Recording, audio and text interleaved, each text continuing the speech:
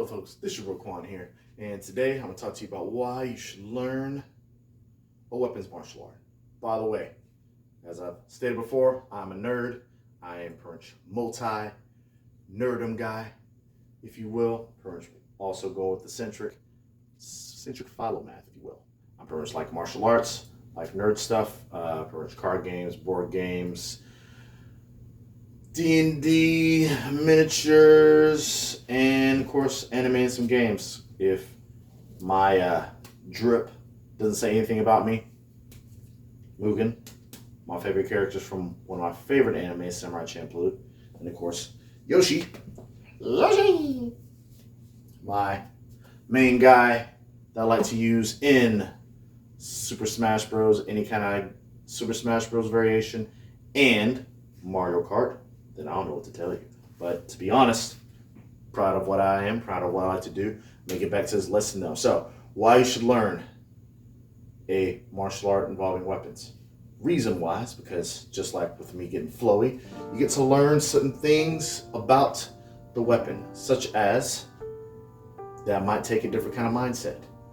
Whereas with martial arts, when you're punching, you want to go with the right kind of power, the right kind of execution, knowing the distance. With kicking, same thing. With grappling, understanding how close you got to get to somebody.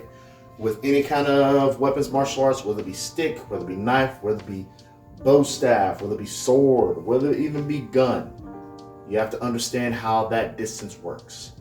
The understanding of how to use that weapon opens up whole new possibilities. For example, with any kind of weapon, you realize you don't have to hit hard. You don't have to hit too hard.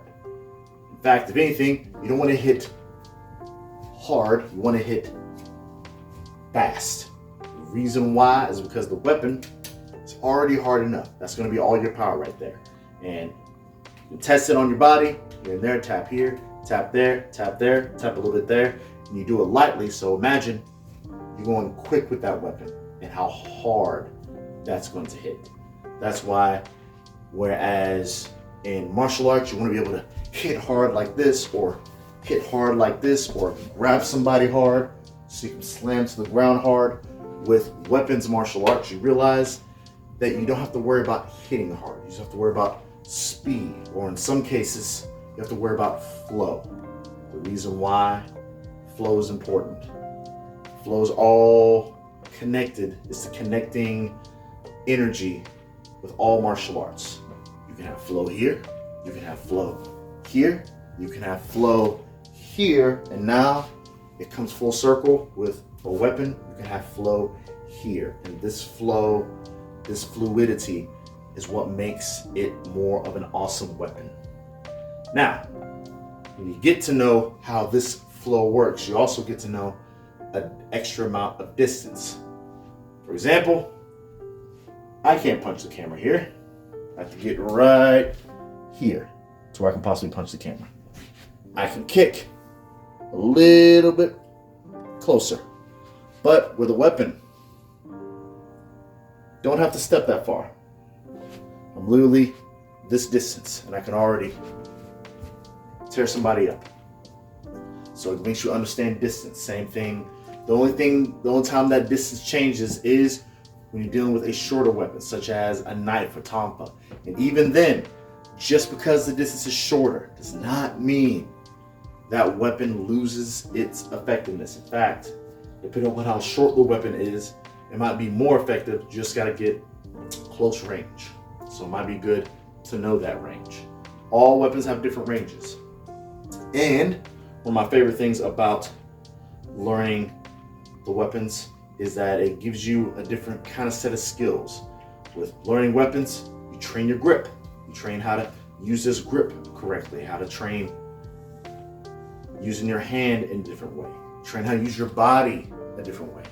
Whereas with punching, you gotta get in a good stance. With weapon, you still gotta get in a good stance. You have to make sure that you can flow with the weapon without getting in the way. Because if your leg happens to be in a certain way and you swing a certain way, you could hurt yourself. So it takes a whole bunch of awareness to swing a weapon creatively while also knowing what it's doing and knowing what your hand is doing. Then, of course, you have the most important thing about having a weapon, which is how to hold the weapon, which also equals to eventually how to retain the weapon, which means if you come across resistance of someone's trying to take that weapon from you, what are the best ways to do certain attacks to where you can still be effective but still keep this weapon. Because once this is gone, then you gotta worry about your next weapon, which your next weapon can be your body. This is why when you learn weapons martial arts, don't forget that you have to learn the other martial arts. How you execute with your fists, how do you execute with your feet, how you execute with your knees, how you execute with grabbing somebody.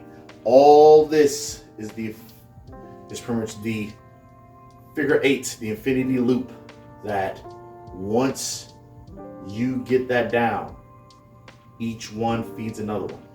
If you're good with punching, you'll be good with carrying a weapon. If you're good with kicking, you'll be good with striking or doing stances and possibly doing footwork with a weapon. If you go to the weapon, your grip increases, which means you get stronger punching. It all loops together. Gripping here even means you can possibly grip harder when you're grappling with somebody. It all connects. It all connects. Better flow here, which means better flow here, which means better flow here. But you have to start piece by piece.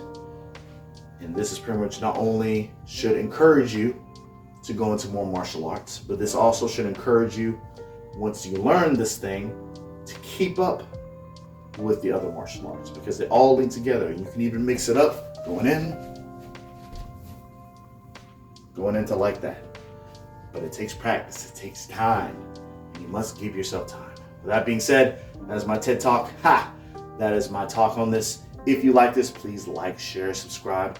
I'm gonna start putting on more drills, whether it be me shadow boxing or some drills involving weapons, involving martial arts that can help you become a better martial artist.